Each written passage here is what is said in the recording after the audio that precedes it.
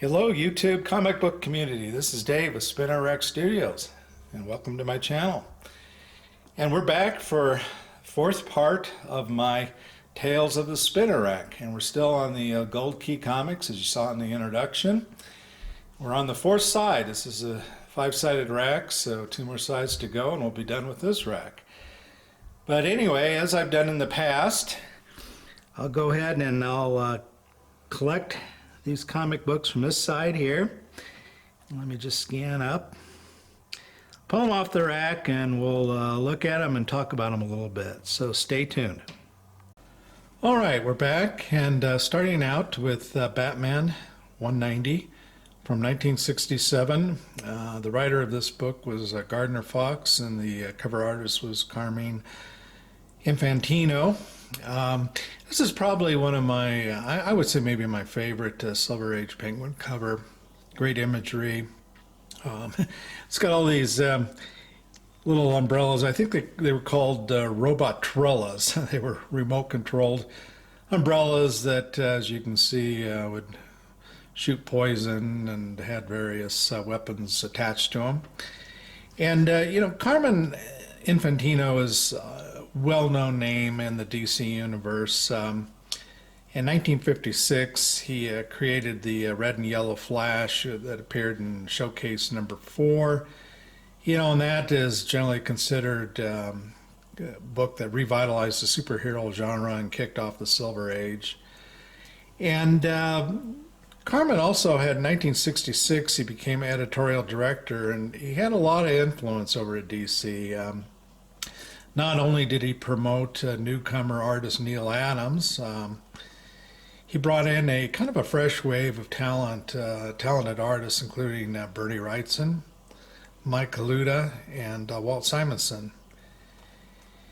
And perhaps his most notable triumph was landing Jack Kirby and giving him free reign over the Fourth World saga.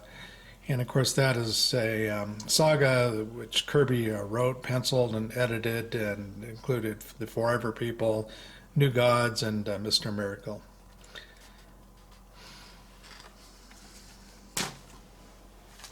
And here we have Jimmy Olsen's pal number 82. Or Superman's pal, I'm sorry, Jimmy Olsen, number 82. Let's see, classic Kurt Swan cover.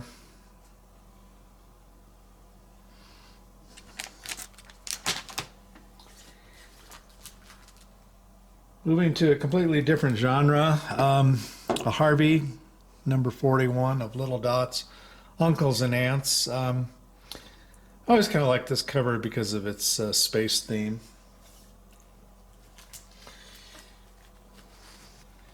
Here we have Reno Jones and Kid Cassidy, Gunhawks, number 1.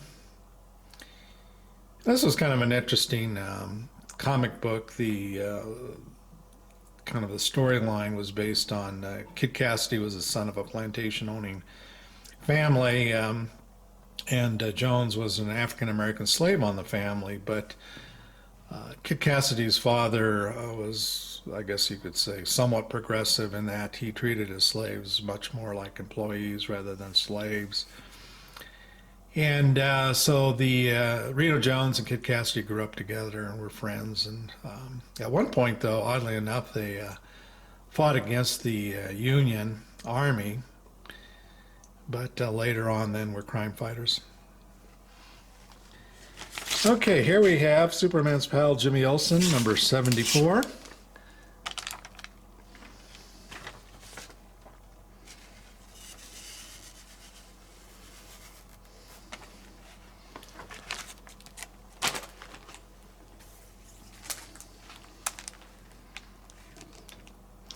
Strange Tales, number 161. This is, of course, a Steranko cover. And the villain here is a is based on Yellow Claw. It's a Yellow Claw, kind of a robot. And this issue featured Reed Richards and the Thing from the Fantastic Four. And here we have a Kid Colt Outlaw reprint, issue number 159.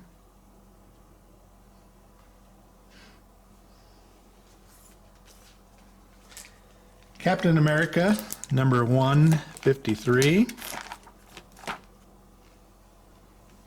This is a Marie Severin cover. Sal Buscema was the interior artist. Sal was an artist. I loved his brother, but really didn't care for Sal. He always drew mouths. It kind of looked like squares or rectangles. Didn't really have a lot of differing expressions on the faces of his characters, in my opinion. Okay, Submariner, number 69. Not surprising, one of my favorite covers since I'm a Spider-Man fan. And this is by, the cover's by one of my favorite, if not maybe my favorite artist, that would be John Romita Sr. All right, next we have Amazing Spider-Man number 12.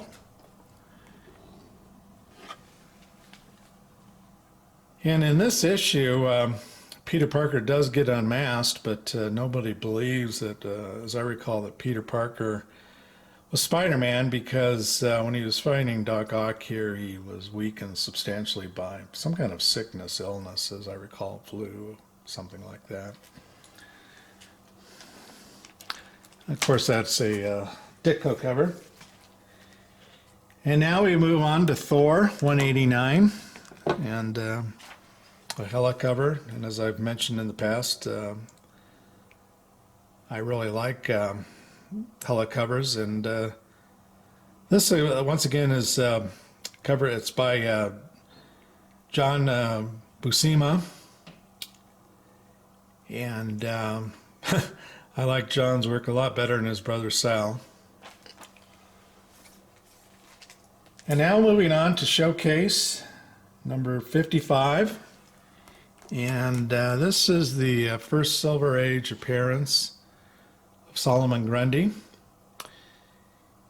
And it also has Dr. Fate in it, whose Marvel counterpart, as you probably know, is Doctor Strange. They're both kind of sorcerer, magical people. And then we move on to Daredevil King Size Special number 1.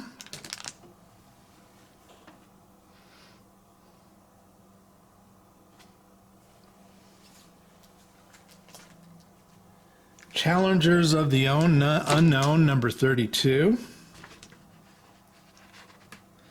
And the artist, cover artist, is a guy by the name of Bob Brown. And Bob came to DC in 1950, and he worked on the Vigilante, Challengers of the Unknown, obviously, Space Ranger.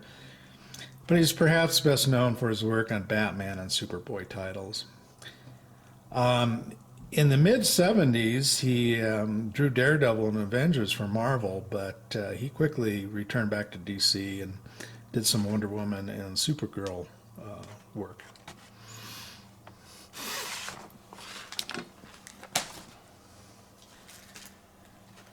All right, early Amazing Spider-Man number 5, Dr. Doom appearance, and of course Steve Ditko art.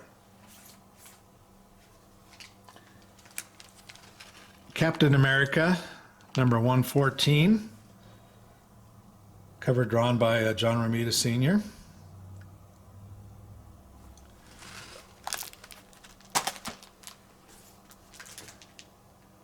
Back to the Challengers of the Unknown number 56.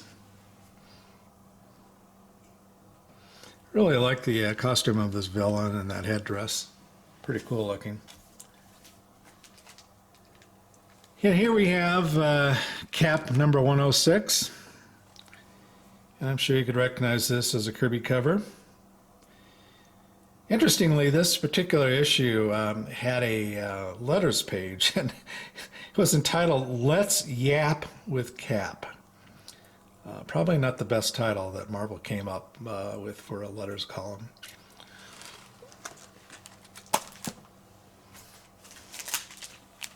All right, and here we have Superman 154.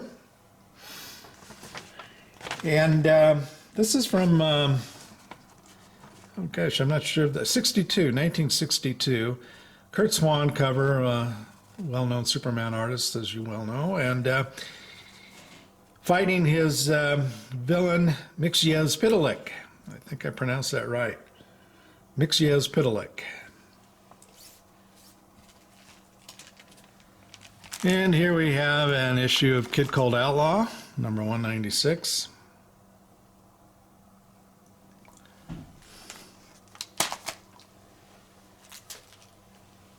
Another Amazing Spider-Man early issue, number 20, Ditko, and first appearance of Scorpion.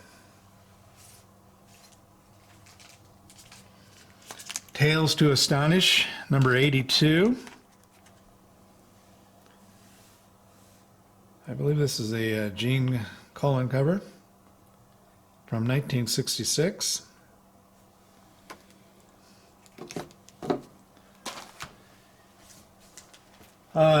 Action Comics, number 337.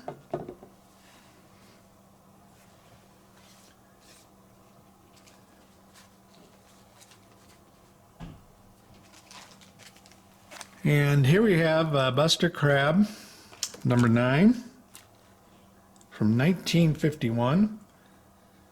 Cover artist was Mike Roy. And, you know, Buster Crabbe, his real name was Clarence Lyndon Crabbe II. And he was born in 1908 and 1983. And, you know, he was a well-known TV and silver screen star, portraying characters such as Tarzan, Flash Gordon, and Buck Rogers. But what you might not know, what was interesting about him, is that he was an American two-time Olympic swimmer. He won the 1932 Olympic gold medal for 400-meter freestyle. And there's one other interesting thing about this comic book, and it has some art by Frank Frazetta. And let me pull it out here for you and show it to you, because it's only one page, and it was a advertisement at the very back of the book. Let me see if I can get over the camera here without knocking it. But anyway, here's the art from the first page of the book. But at the very end of the book, this is a real nice copy, so I'm going to try to be careful and not, is a Boy Scouts of America advertisement. And that art is by Frank Frazetta. Imagine that. You know, this, let me put it back in the bag and put it back up on the front of the camera here. This book is crazy cover. You know, you got Buster Crabbe dressed up as a cowboy here.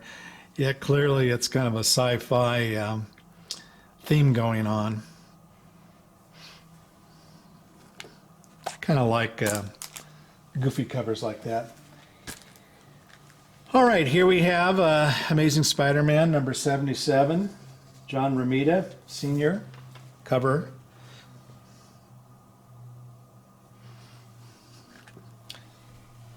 And then moving into a little bit of a Marvel horror, here's Chamber of Chills 21.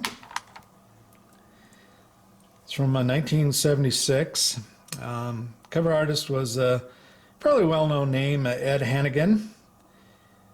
Perhaps Ed's biggest claim to fame was he co-created Cloak and Dagger and Spectacular Spider-Man number 64. And then finally we're going to end with a Golden Age Western. This is Flaming Western Romances number 3, L.B. Cole cover from 1950. And really, I enjoy L.B. Cole's art. As I think I mentioned in a previous video, L.B. Cole had a wide variety of art talent that he could do. You know, he was well known for horror, and yet here he's doing romance. And his style seemed to kind of change a little bit and was in tune with the genre of comic books that he was drawing at the time. This is one of my favorite of his covers. The only thing I don't like is this glaring photo right there. I am not a fan of photo covers, and I wish they just would have kept that photo off and so we could enjoy the entire page of art. Well, anyway, that is it for the fourth side of the gold key rack, and so we have one more side on this rack, and then we'll be moving in our deep dive and Tales of the Spinner Racks to another rack. So I hope you enjoyed this episode. Take care.